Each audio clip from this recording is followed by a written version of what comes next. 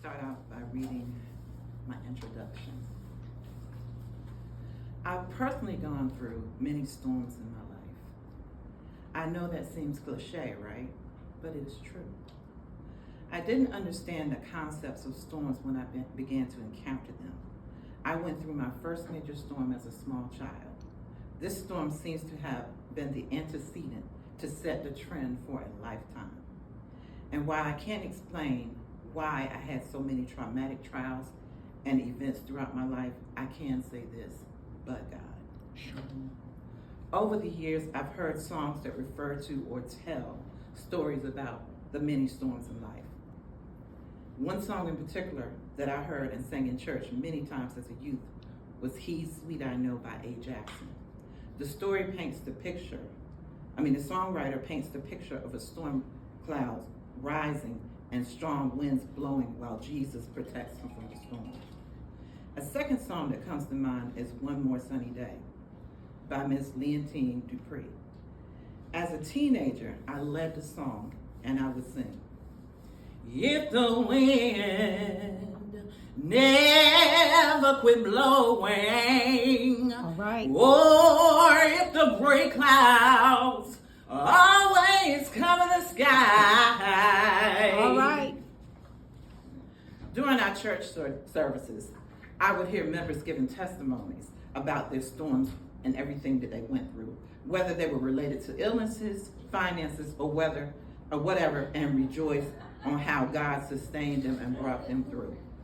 This book tells my story, describing some of the major storms and challenges in my life.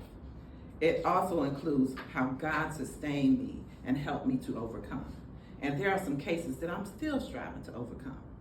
In reading these pages, one may cry, laugh, or even identify with some of my experiences.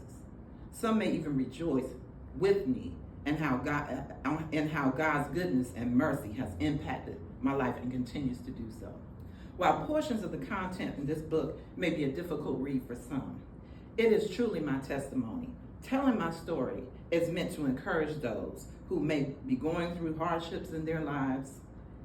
It is my hope that the reader will be assured that he or she can make it through any situation if they believe in themselves and trust God. Do I have more time? You've got 2.5 minutes. Oh, okay. Let's see. Let's see if I can find something.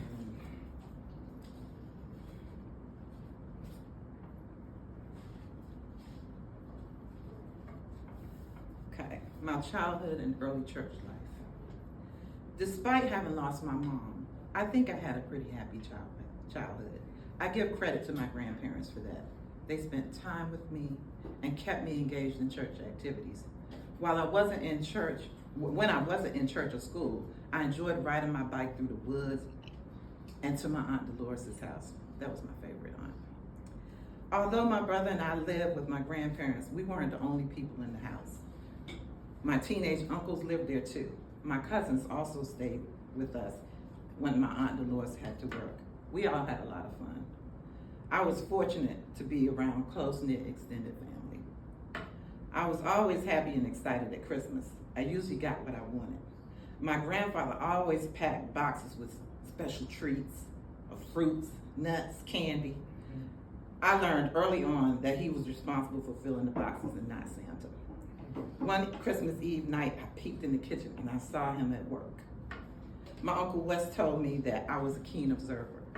Being impressed by my grandmother, Mama as I called her, I must have wanted to follow in her footsteps. Repeatedly, I would watch her intently as she made up the bed each morning. As I was told, my grandmother caught me making up the bed. It was a surprise to her because this was long before I was able to start school. Apparently, my keen sense of observation included many other things. I was told that I was fascinated with all phases of church life. Not only was church special, but my grandparents literally kept us there. As the story goes, I would sit with my mama during worship services. Eventually, I started sitting beside my grandfather's sister, Great Aunt Elizabeth, and she used to beat those cymbals.